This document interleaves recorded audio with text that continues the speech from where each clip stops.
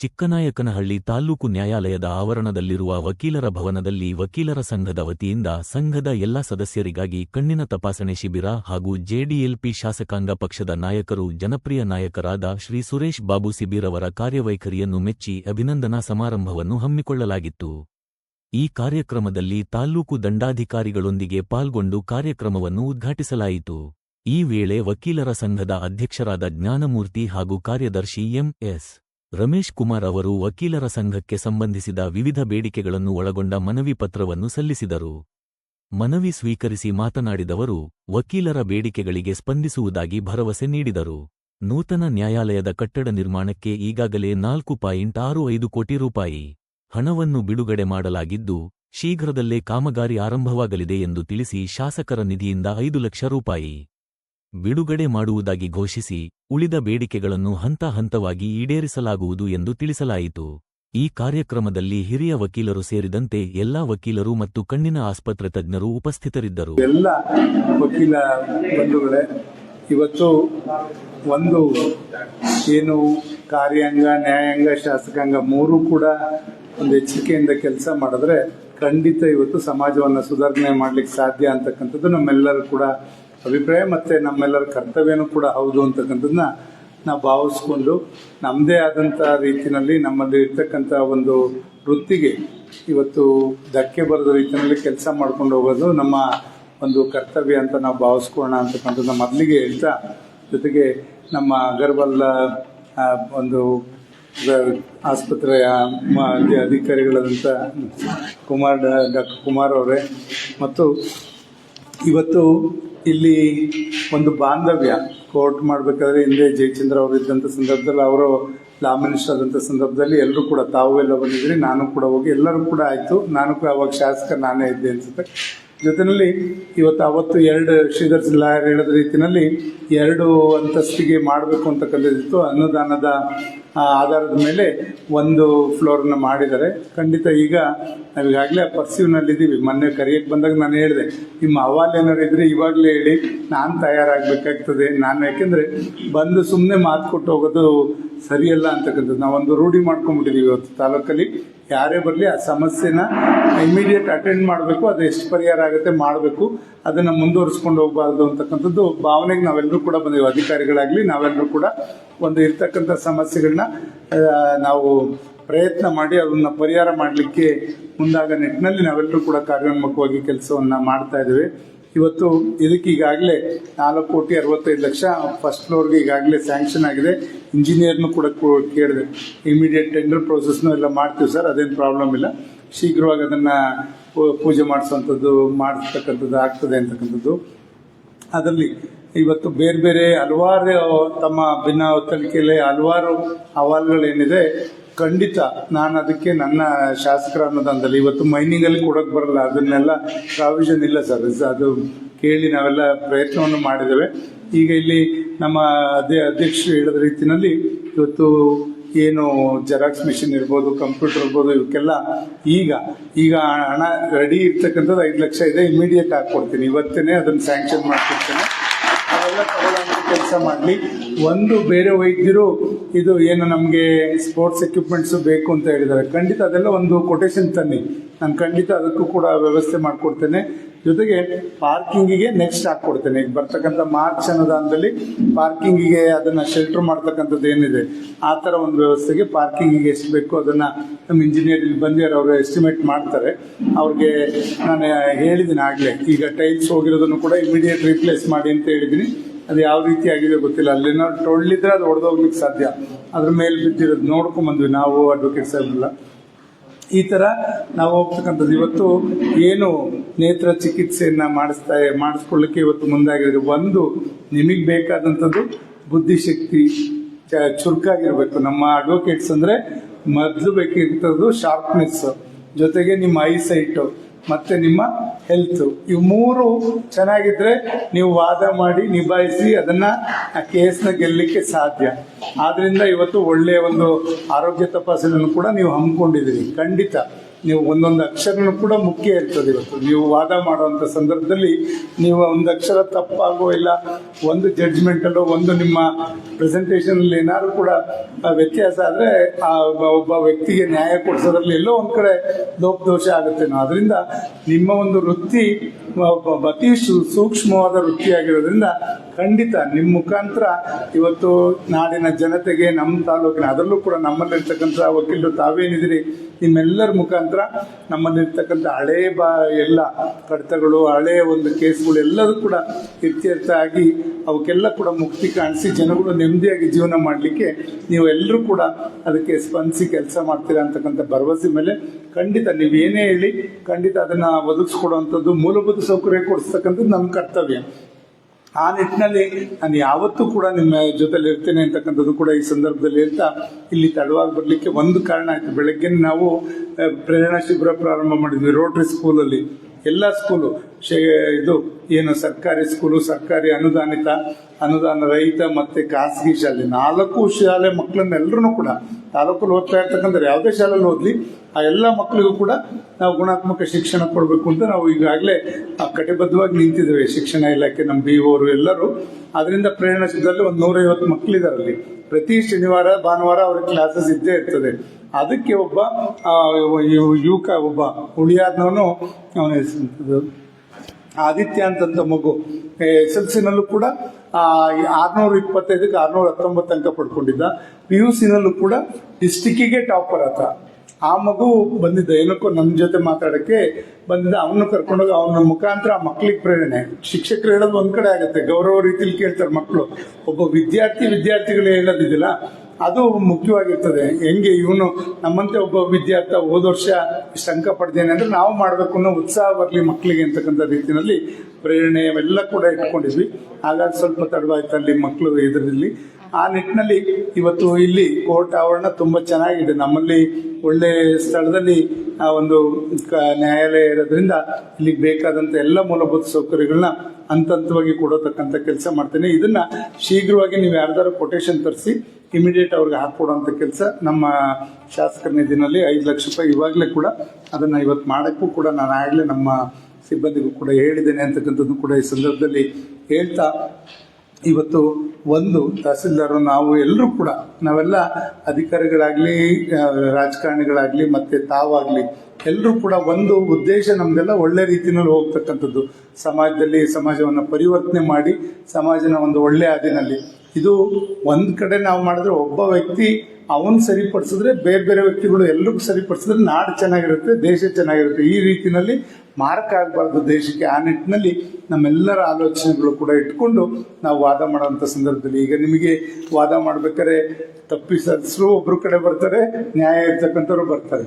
ಅದನ್ನ ಸಮತೋಲನ ಮಾಡಿಕೊಂಡು ನೀವು ಒಂದು ನ್ಯಾಯಕ್ಕೆ ಗೌರವ ಕೊಟ್ಕೊಂಡ್ರಿ ಹೋಗೋ ರೀತಿಯಲ್ಲಿ ನಮ್ಮೆಲ್ಲರ ಒಂದು ಬದುಕು ಸಾಗಲಿ ಅಂತಕ್ಕಂಥದ್ದು ಕೂಡ ಈ ಸಂದರ್ಭದಲ್ಲಿ ಹೇಳ್ತಾ, ಇವತ್ತು CET ನೀಟನ್ನು ಕೂಡ ಮಾಡ್ತಾ ಇದ್ವಿ. ಅದರಲ್ಲಿ ಮಕ್ಕಳು ಹೋದ ವರ್ಷ ಸುಮಾರು 376 ಜನ ಮಕ್ಕಳು CET-ಗೆ ಬರ್ತಾ ಇದ್ರು ಸರ್.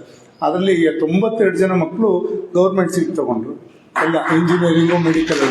ಅದೇನಾಯ್ತು, ಅವ್ರ ತಂದೆ ತಾಯಿ ಖರ್ಚಿಲ್ದಂಗೆ ಓದ್ತಾ ಇದ್ದಾರೆ. ಅವ್ರನ್ನ ಕೇಳಿದೆ, ಹಿಂದೆ ಒಂದ್ಸಲ ಮಾಡಿದ್ದೆ ನಾನು, ದೇವೇಗೌಡರನ್ನೆಲ್ಲ ಕರೆಸಿ 12 ಜನ ರೈತರು ಆತ್ಮಹತ್ಯೆ ಮಾಡ್ಕೊಂಡಿದ್ರು ತಾಲೂಕಲ್ಲಿ. ನಾನು ತಹಸೀಲ್ದಾರು ಮತ್ತೆ ನಮ್ಮ ವೆಟರ್ನರಿ ಅವ್ರ ಮನೆಗೆ ಹೋಗಿ ದುಡಿಯೋ ಕೈನ ಕಳ್ಕೊಂಡಿದ್ದೀರಾ, ನೀವ್ ಹೆಂಗ್ ಜೀವನ ಮಾಡ್ತೀರಾ ಅಂತ ಹೋಗಿ ಕೇಳಿ, ಅವ್ರು ಏನೇನು ಕೇಳಿದ್ರು, ಹಸು ಕೇಳಿದವ್ರಿಗೆ ಹಸು, ಮೇಕೆ ಕೇಳಿದವ್ರಿಗೆ ಮೇಕೆ, ಕುರಿ ಕೇಳಿದವ್ರಿಗೆ ಕುರಿ, ಮನೆ ಕೇಳಿದವ್ರ ಮನೆ, ಈ ತರ ಕೊಟ್ಟಿದ್ವಿ 12 ಜನಕ್ಕೆ. ಉಳಿಯಾರ್ನಾಡು ಒಂದ್ಸಲಿ ನೆನಪಿರ್ಬೇಕು. ಆ ತರ ಈಗ ಮಕ್ಕಳನ್ನ ಕೇಳಿದೆ.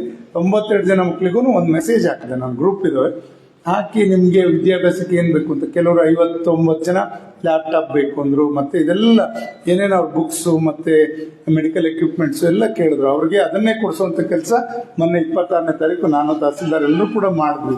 ಆ ನಿಟ್ಟಿನಲ್ಲಿ ಇವತ್ತು ಮುಂದೆ KS ಕೂಡ ಉಚಿತವಾಗಿ ಮಾಡ್ಸಕ್ಕೆ ನಾನು ಈಗಾಗಲೇ ಮಾತಾಡಿದ್ದೇನೆ. ಯಾಕಂದ್ರೆ ನಮ್ಮ ತಾಲೂಕು ಮಕ್ಕಳು ಮನೆಗೆ ಒಬ್ಬೊಬ್ರು ವಿದ್ಯಾವಂತರಾಗಿ ಚೆನ್ನಾಗಿದ್ರೆ ಒಳ್ಳೆ ರೀತಿಯಲ್ಲಿ ಆ ಕುಟುಂಬ ಚೆನ್ನಾಗಾಗ್ತದೆ. ಅವ್ರನ್ನ ಹೊಟ್ಟೆ ಬಟ್ಟೆ ಕಟ್ಟಿಸಾಕಂತ ಪೋಷಕರಿಗೂ ಕೂಡ ಅವರು ಅನುವಾಗಿ ಮುಂದೆ ನಿಂತ್ಕೊಳ್ಳಿ, ಸಮಾಜಕ್ಕೂ ಕೂಡ ಒಳ್ಳೆ ವ್ಯಕ್ತಿಗಳಾಗ್ಲಿ ಅಂತಕ್ಕಂಥ ಆ ಪರಿವರ್ತನೆ ಆಗಲಿ ಅನ್ನೋ ದೃಷ್ಟಿನಲ್ಲಿ ನಾವೆಲ್ಲರೂ ಆಲೋಚನೆ ಮಾಡಿಕೊಂಡು KS ಆಗಲಿ, ಇನ್ಸೈಟ್ ಅಕಾಡೆಮಿ ಒಡೆಯರ ಹತ್ರ ಎಲ್ಲ ಮಾತಾಡಿದ್ದೀನಿ. ನೆಕ್ಸ್ಟ್ ಇಯರ್ ಅದನ್ನು ಕೂಡ ಉಚಿತವಾಗಿ ಮಾಡೋದು. KS IAS ಬೇಡ, KS ಮಾಡೋದ್ರಿಂದ ಏನಾಗ್ತದೆ, ನಮಗೆ ಇಂಟರ್ವ್ಯೂಸ್ ಬರ್ತವೆ, FDA, SDA ಮತ್ತೆ ಪೊಲೀಸ್ ಮತ್ತೆ ಇಲಾಖೆಗಳ ಇಂಟರ್ವ್ಯೂಗೆ. ನಮ್ಮ ಮಕ್ಕಳು ಅದಕ್ಕಾದ್ರೂ ಕೂಡ ತಯಾರಾಗ್ತಕ್ಕಂಥ ನಿಟ್ಟಿನಲ್ಲಿ ನಾವು ಎಲ್ಲರೂ ಒಂದು ಬದುಕನ್ನು ಕಟ್ಕೊಡೋಕ್ಕೆ ಪ್ರಯತ್ನ ಮಾಡಲಿಕ್ಕೆ ಇವತ್ತು ಮುಂದಾಗಿದ್ದೇವೆ. ಶೈಕ್ಷಣಿಕವಾಗಿ ನೀವು ನೋಡಿದಂಗೆ ಮೊದಲೆಲ್ಲ SLC ಎಲ್ಲ ಕೊನೆಯ ಸ್ಥಾನದಲ್ಲಿ ಇರ್ತಾ ಇದ್ವಿ. ಈಗ ಜಿಲ್ಲೆಗೆ ಪ್ರಥಮ ಸ್ಥಾನದಲ್ಲಿ 2 ವರ್ಷದಿಂದ ನಮ್ಮ ತಾಲೂಕು ಇರ್ತಕ್ಕಂಥದ್ದು. ಆ ನಿಟ್ಟಿನಲ್ಲಿ ಇವತ್ತು ಮಕ್ಕಳನ್ನ ಶೈಕ್ಷಣಿಕವಾಗಿ ನಾವು ತಯಾರು ಮಾಡ್ತಕ್ಕಂಥ ಕೆಲಸ ಮಾಡಿದ್ವಿ. ಇವತ್ತು ಜನಸ್ಪಂದನ ಕೂಡ ಅಷ್ಟೇ 100ನೇ ವಾರ ಆಗ್ತಾ ಇದೆ. 98 ವಾರ ಆಯ್ತು ಹೋದ ಸೋಮವಾರಕ್ಕೆ. ಯಾರು ಕೂಡ ಮಾಡಿಲ್ಲ. ನನ್ನನ್ನು ಕೂಡ ಅಂದ್ರು, ಎಲ್ಲೋ 1 ವಾರ ಮಾಡಿಬಿಟ್ಬಿಡ್ತೀರಾ, ನೀವೆಲ್ಲಿ ಟೈಮ್ ಕೊಡೋಕ್ಕಾಗುತ್ತೆ ಅಂತ. ಬಟ್ ಒಂದು ಮನ್ಸು ಮುಖ್ಯ. ಯಾವುದೇ ಮಾಡಬೇಕಾದ್ರೂ ಕೂಡ ನಾವು ಮನ್ಸು ಮುಖ್ಯ. ಅಲ್ಲಿ 98 100ನೇ ವಾರಕ್ಕೆ ಇವತ್ತು ಸೋಮಣ್ಣವರು, ಕುಮಾರಸ್ವಾಮಿ ಅವರು, ಚುಂಚನಗಿರಿ ಸ್ವಾಮಿಗಳಿಂದ ಇವತ್ತು ಹಲವಾರು ವೈದ್ಯಕೀಯ ಕಿದ್ವಾಯಿ, ನಿಮೆನ್ಸು ಮತ್ತೆ ಜಯದೇವ ಎಲ್ಲ ಇದರಿಂದ 350ಕ್ಕಿಂತ ಹೆಚ್ಚು ಡಾಕ್ಟರ್ಸ್ ಬರ್ತಾ ಇದ್ದಾರೆ. ನಾಡಿದ್ದು ಮಂಗಳವಾರ ಒಬ್ರು ಕಿಡ್ನಿ ಡಾಕ್ಟರ್ ಕೂಡ ಬರ್ತಾ ಇದ್ದಾರೆ. ಅವರು ರೀಪ್ಲಾಂಟೇಶನ್ ಮಾಡೋದು ಹೇಗೆ ಅಂತಕ್ಕಂಥದ್ದು ಅವ್ರು ಮಾಡಿರ್ತಕ್ಕಂಥ ಪೇಷಂಟ್ನು ಕರ್ಕೊಂಡ್ಬಂದು ಅವ್ರ ಜೊತೆ ಪ್ರೆಸ್ ಮೀಟ್ ಮಾಡ್ತಾ ಇದ್ದೀವಿ. ಈಗ ಅದಕ್ಕೆ 25-30 ಲಕ್ಷ ರೂಪಾಯಿ ಖರ್ಚಾಗುತ್ತೆ. ಬರೀ 3-4 ಲಕ್ಷ ರೂಪಾಯಲ್ಲಿ ಹೇಗೆ ಮಾಡ್ಬೋದು ಅನ್ನೋದು ಆ ಡಾಕ್ಟರ್ ಹೇಳಿ ಅಂತ ಪೇಷಂಟ್ಸ್ ಈಗಾಗಲೇ 2 ನಮ್ಮ ತಾಲೂಕಲ್ಲಿ ಸಿಕ್ಕಿದ್ದಾರೆ. ಅಂತ ಪೇಷಂಟ್ಸ್ ಕೂಡ ನಾನು ಹುಡುಕಿದ್ದೇನೆ, ಅವರಿಗೆ ಆರೋಗ್ಯ ಸರಿಪಡಿಸೋ ನಿಟ್ಟಿನಲ್ಲಿ. ಈ ರೀತಿಯಲ್ಲಿ ಉಚಿತವಾಗಿ ಬರೀ ಶಿಬಿರ ಮಾಡೋದಷ್ಟೇ ಅಲ್ಲ, ಅವ್ರು ಉಚಿತವಾಗಿ ಅವ್ರಿಗೆ ಬೇಕಾದಂಥ ಸವಲತ್ತು ಕೊಡ್ತಕ್ಕಂಥದ್ದು, ಆಪರೇಷನ್ ಕೂಡ ಫ್ರೀಯಾಗಿ ಮಾಡಿಸ್ಲಿಕ್ಕೆ ಪ್ಲಾನ್ ಅನ್ನು ಮಾಡ್ತಾ ಇದ್ದೀವಿ. ಇದು ಸಮಾಜಮುಖಿಯಾಗಿ ಹೋಗ್ಬೇಕು ಅನ್ನೋ ದೃಷ್ಟಿ. ಆರೋಗ್ಯ ಮತ್ತು ಶಿಕ್ಷಣ ಇವೆರಡಕ್ಕೂ ನಾವು ಹೆಚ್ಚಿನ ಒತ್ತನ್ನು ಕೊಟ್ಟರೆ ಮಿಕ್ಕಿದನ್ನು ಅವ್ರು ಹೆಂಗೋ ಜೀವನ ಬದುಕನ್ನು ಕಟ್ಕೊಳ್ಳೋಂಥ ಕೆಲಸ ಮಾಡ್ತಾರೆ. ಇದೆರಡು ನಮ್ಮ ಕರ್ತವ್ಯ ಆಗುತ್ತೆ ಸಮಾಜದ್ದು. ಆ ನಿಟ್ಟಿನಲ್ಲಿ ನಾವು ಅವರಿಗೆ ಸ್ಪಂದಿಸುವಂಥದ್ದು. ಏಕೆಂದರೆ ನಾವು ನೋಡಿದ್ವಿ, ಈಗ ಹಲವಾರು ಮಹಾಮಾರಿಗಳ ಹಿಂದೆ ಬರ್ತಾ ಇದ್ವು ಅಂತ ಕೇಳಿದ್ವಿ. ಈ ಕರೋನಾ ಇಂಥದ್ದೆಲ್ಲ ನಮ್ಮ ಕಣ್ಮುಂದೆ ನಡೆದು ನಮ್ಮ ಜೊತೆಲಿದ್ದವರೆ ಹಲವಾರು ಜನ ನಾವು ಕಳ್ಕೊಂಡಿದ್ವಿ. ಆದ್ರಿಂದ ಯಾವಾಗ ಏನು ಅಂತಕ್ಕಂಥದ್ದು ಗೊತ್ತಿಲ್ಲ. 35-40 ವರ್ಷ ಆದ್ಮೇಲೆ ಇದ್ದಕ್ಕಿದ್ದಂಗೆ ಅಟ್ಯಾಕ್ ಆಗ್ತಕ್ಕಂಥದ್ದು ಇದೆಲ್ಲ ನೋಡಿದಾಗ ಎಲ್ಲೋ ಒಂದ್ ಕಡೆ ನಾವು ಸೇವಿಸ್ತಾ ಇರ್ತಕ್ಕಂಥ ಆಹಾರದಲ್ಲೇ ಕಲ್ಮಶ ಹೆಚ್ಚಿನದಾಗಿರ್ತಕ್ಕಂಥದ್ದನ್ನ ನಾವು ಕಂಡು ಇವತ್ತು ಸೇವಿಸೋ ಆಹಾರದಿಂದ ಹಿಡಿದು ಗಾಳಿಯಿಂದ ಎಲ್ಲ ಕೂಡ ಕಲ್ಮಶ ಆಗಿರ್ತಕ್ಕಂಥ ಈ ಪರಿಸ್ಥಿತಿನಲ್ಲಿ ನಾವು ಬದುಕುಳಿಯೋದು ಹೆಂಗೆ ಅಂತಕ್ಕಂಥದ್ದು ನಮ್ಮ ಕೈಲಿಲ್ಲ. ಇದು ಆರೋಗ್ಯ. ಅದರಿಂದ ಏನಾರ ಅಂತ ಅನಾಹುತಗಳಾದಾಗ ಅವರಿಗೆ ಸ್ಪಂದಿಸುವಂಥ ಕೆಲಸ ನಾವು ಮಾಡಿದ್ರೆ ಖಂಡಿತ ಇವತ್ತು ಉತ್ತಮವಾದ ಸೇವೆ ಅಂತ ನಾವು ಭಾವಿಸ್ಕೊಳ್ಳೋಣ ಅಂತಕ್ಕಂಥದ್ದನ್ನ ಈ ಸಂದರ್ಭದಲ್ಲಿ ಹೇಳ್ತಾ, ಇವತ್ತು ಜನಸ್ಪಂದನದಲ್ಲಿ ಇವತ್ತು ನಾವು ಒಂದು ಕೈಪಿಡಿನ ಬುಕ್ನು ಕೂಡ ತೆರಿತಾ ಇದೀವಿ. ಅದರಲ್ಲಿ ಏನೇನು ಕೆಲಸ ಮಾಡಿದ್ವಿ, ಎಷ್ಟು ತ್ವರಿತವಾಗಿ.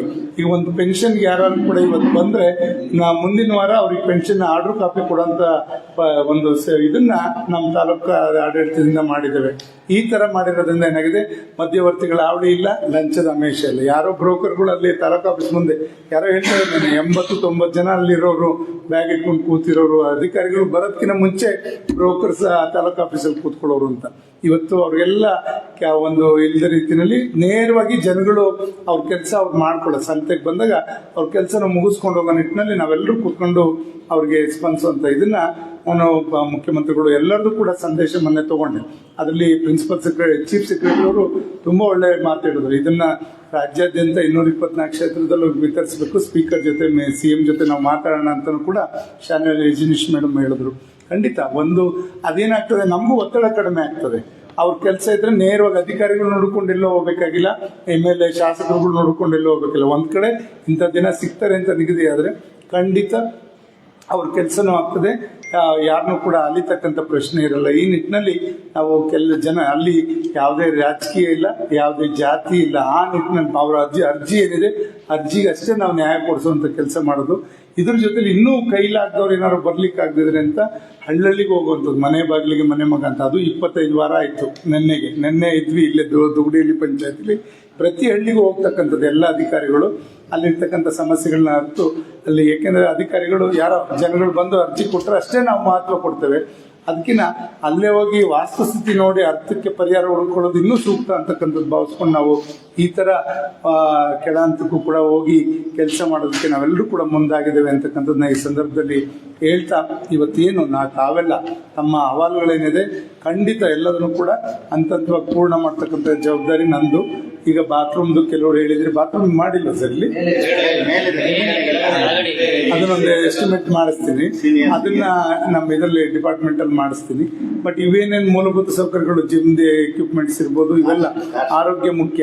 ಬೆಳಗ್ಗೆ ಸರ್ಕಲ್ ಇನ್ಸ್ಪೆಕ್ಟರ್ ನಾವು ಕೂಡ ಅದೇ ಮಾತಾಡಿದ್ವಿ, ಎಲ್ಲ ಅಫಿಷಿಯಲ್ಸ್ನು ಕೂಡ ಒಂದು ಸ್ಯಾಟರ್ಡೆ ಸಂಡೇಸ್ ನಾವು ಒಂದು ಎಲ್ಲರೂ ಇದಕ್ಕೆ ಎಂಥದ್ದು ಮೊದ್ಲಿಂಗನ ಕಣಿವೆ ಕಡೆಗೂ ಆ ಕಡೆ ಈ ಥರ ಹೋಗೋಣ ಅಂತ ಹೆಲ್ತ್ ದೃಷ್ಟಿಯಿಂದ ಯೋಗ ಕ್ಲಾಸಸ್ ಇದೆಲ್ಲ ಮಾಡಬೇಕು ಅಂತ ಬೆಳಗ್ಗೆ ಸರ್ಕಲ್ ಇನ್ಸ್ಪೆಕ್ಟರ್ ಬಂದಿದ್ರು, ಕೂತ್ಕೊಂಡಾಗ ಮಾತಾಡ್ತಾ ಇದ್ವಿ. ಖಂಡಿತ ಈ ರೀತಿನಲ್ಲಿ ನಾವೆಲ್ಲ ಒಂದು ಒಳ್ಳೆ ರೀತಿನಲ್ಲಿ ಇವತ್ತು ಸಮಾಜನ ಸುಧಾರಿಸೋ ನಿಟ್ಟಿನಲ್ಲಿ ನಮ್ಮೆಲ್ಲರ ಕರ್ತವ್ಯಗಳು, ನಮಗೆ ಸಿಕ್ಕಿರ್ತಕ್ಕಂಥ ಅವಕಾಶಗಳನ್ನ ಉಪಯೋಗಿಸ್ಕೊಂಡು ಅದಕ್ಕೆ ನ್ಯಾಯವನ್ನು ದೊರಕಿಸ್ಕೊಡೋ ನಿಟ್ಟಿನಲ್ಲಿ ನಮ್ಮ ವೃತ್ತಿ ಅನುಗುಣವಾಗಿ ನಾವು ಕೆಲಸ ಮಾಡೋಣ ಅಂತಕ್ಕಂಥದ್ದನ್ನ ಈ ಸಂದರ್ಭದಲ್ಲಿ ಹೇಳ್ತಾ, ಯಾವುದೇ ಸಂದರ್ಭದಲ್ಲಿ ಹೇಳಿದ್ವಿ. ಈಗ ಮಾತಾಡಿದೆ AC ಅವ್ರಿಗೂ ಈಗ ಮಾತಾಡಿದೆ, ಬರೋದಕ್ಕೆ ಮೊದಲು ಅದನ್ನ ಹೇಳೇ ಮಾಡಿದ್ವಿ. ಯಾರೋ ಒಬ್ರು ಹೇಳಿದಾಗ ಇಮಿಡಿಯೇಟ್ ಬರಂಗ್ ಮಾಡಿದ್ವಿ. ಬುಧವಾರನೋ ಗುರುವಾರನೋ ಬುಧವಾರ ಬರ್ತಾ ಇದ್ರು. ಈಗ ಅವ್ರು ಏನ್ ಹೇಳಿದ್ರು, AC ಅವ್ರು ಮಾತಾಡಿದೆ, ನೀವು ಮಾತಾಡ್ಬೇಕಾದ್ರೆ ನಾನು AC ಅವ್ರ ಜೊತೆನೂ ಚರ್ಚೆ ಮಾಡಿದೆ.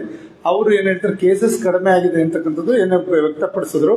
ಬಟ್ ಆದ್ರೆ ಅಂದ್ರೆ ಅದನ್ನ ಇಂಪ್ಲಿಮೆಂಟ್ ಮಾಡೋವರೆಗೂ ಬಿಡ, ಅಲ್ಲಿವರೆಗೂ ಮಾಡಬಾರ್ದು ಅಂತ ಈಗ ಅನೌನ್ಸ್ಮೆಂಟ್ ನಿನ್ನೆಯಿಂದ ಪ್ರಚಾರಕ್ಕೆ ಇಮಿಡಿಯೇಟ್ ಇಂಪ್ಲಿಮೆಂಟ್ ಬರಕ್ಕೆ. ಮಕ್ಕಳಿಗೆ ಈಗ ಎಕ್ಸಾಮ್ ಟೈಮಲ್ಲಿ ಅವ್ರ ಮನೆಯವರೇ ತೊಂದರೆ ಕೊಡೋದು ಬೇಡ, ಅವ್ರು ಯಾವ ತರನ ಮಾತಾಡೋದು ಯಾವ್ದು ಬೇಡ, ಮಕ್ಕಳ ಮೇಲೆ ಅದ್ರ ಪರಿಣಾಮ ಆ ಕಡೆ ಅವ್ರ ದೃಷ್ಟಿ ಹೋಗದ ರೀತಿಯಲ್ಲಿ ಇರ್ಲಿ ಅಂತ ಈ ರಥ ಪ್ರತಿ ಹಳ್ಳಿನಲ್ಲೂ ಕೂಡ ಈಗ ಅನೌನ್ಸ್ಮೆಂಟ್ 27 ಪಂಚಾಯತಿಲೂ ಕೂಡ ನಿನ್ನೆಯಿಂದ ಮಾಡಿಸ್ತಾ ಇದೀವಿ. ಮಕ್ಕಳ ಹೆಂಗಾದ್ರೂ ಆಯ್ತು, ಅಳಿಲ್ ಸೇವೆ ಇದೆಲ್ಲ ಯಾವ್ದೋ ರೀತಿನಲ್ಲಿ ಯಾರಿಗೂ ಒಂದು ಮಾರ್ಕ್ಸ್ಗಾರ ಅನುಕೂಲ ಆದ್ರೆ ನಮಗೆ ಖುಷಿ ಅಂತಕ್ಕಂಥ ಭಾವನೆ.